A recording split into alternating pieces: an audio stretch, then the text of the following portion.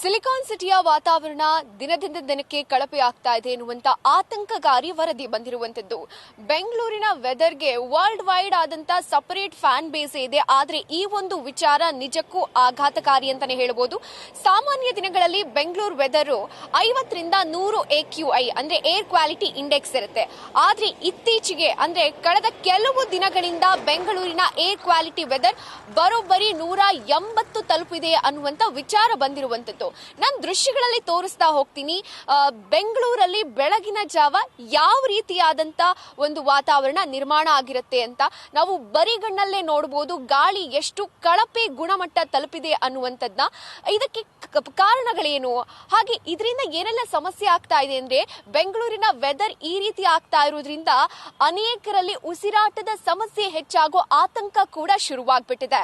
ಇದಕ್ಕೆ ಕಾರಣ ಏನು ಅನ್ನೋದನ್ನ ನೋಡ್ತಾ ಹೋದ್ರೆ, ಮೊದಲನೇದಾಗಿ ದಿನದಿಂದ ದಿನಕ್ಕೆ ಬೆಂಗಳೂರಲ್ಲಿ ವಾಹನಗಳ ಸಂಖ್ಯೆ ಜಾಸ್ತಿ ಆಗ್ತಾ ಇರುವಂತದ್ದು. ಪ್ರತಿದಿನ 3500 ವಾಹನಗಳು ಜಾಸ್ತಿ ಆಗ್ತಾ ಇದೆ. ಇದರಿಂದ ಕೂಡ ಪೊಲ್ಯೂಷನ್ ಜಾಸ್ತಿ ಆಗ್ತಾ ಇದೆ. ಕೆಲವೊಂದಷ್ಟು ಜನ ಎಮಿಷನ್ ಟೆಸ್ಟ್ ಮಾಡದೆ ವೆಹಿಕಲ್ಸ್ ಗಳನ್ನ ಹಾಗೆ ಓಡಿಸ್ತಾ ಇರುವಂತದ್ದು. ಮತ್ತೊಂದು ಪ್ರಮುಖ ಕಾರಣ ಅಂದ್ರೆ ಬೆಂಗಳೂರಿನ ದಶ ದಿಕ್ಕುಗಳಲ್ಲೂ ಕೂಡ ಕಾಮಗಾರಿ ನಡೀತಾ ಇದೆ. ಪಾಲಿಕೆ, ಬಿಡಿಎ, BWSSB ಹೀಗೆ ಕಾಮಗಾರಿಗಳು ನಡೀತಾ ಇರೋದ್ರಿಂದ ಅದರಿಂದ ಕೂಡ ಗಾಳಿಯ ಗುಣಮಟ್ಟ ಕಳಪೆ ಆಗ್ತಾ ಇರುವಂತದ್ದು.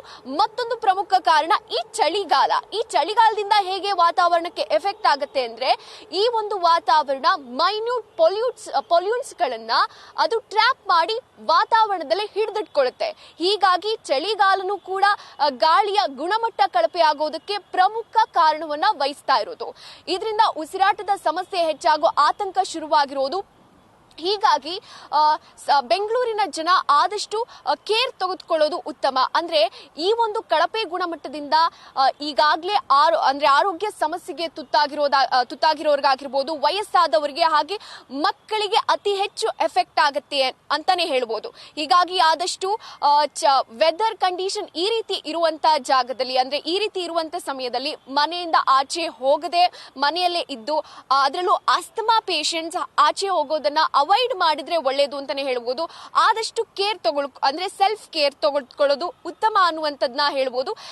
ಈಗ ಸದ್ಯಕ್ಕೆ ಬೆಂಗಳೂರು ವೆದರ್ 19 ಡಿಗ್ರಿ ಸೆಲ್ಸಿಯಸ್ ತಲುಪಿದೆ. ಇದು ಮುಂದಿನ ಕೆಲವು ದಿನಗಳಲ್ಲಿ 15-12 ಡಿಗ್ರಿ ಸೆಲ್ಸಿಯಸ್ ತಲುಪಿದ್ರೂ ಕೂಡ ಅಚ್ಚರಿ ಇಲ್ಲ ಅಂತ ಹವಾಮಾನ ಇಲಾಖೆಯ ತಜ್ಞರು ಮಾಹಿತಿಯನ್ನ ಕೊಟ್ಟಿದ್ದಾರೆ. ಹಾಗಾಗಿ ಆದಷ್ಟು ಸೆಲ್ಫ್ ಕೇರ್ ತಗೊಳ್ಳಿ, ಅಂದ್ರೆ ಆರೋಗ್ಯದ ಕಡೆ ಗಮನ ಇರ್ಲಿ ಅಂತಾನೆ ಹೇಳ್ಬೋದು. ಕ್ಯಾಮ್ರಾ ಪರ್ಸನ್ ಪ್ರಶಾಂತ್ ಜೊತೆ ಚಂದನ, ಬೆಂಗಳೂರು.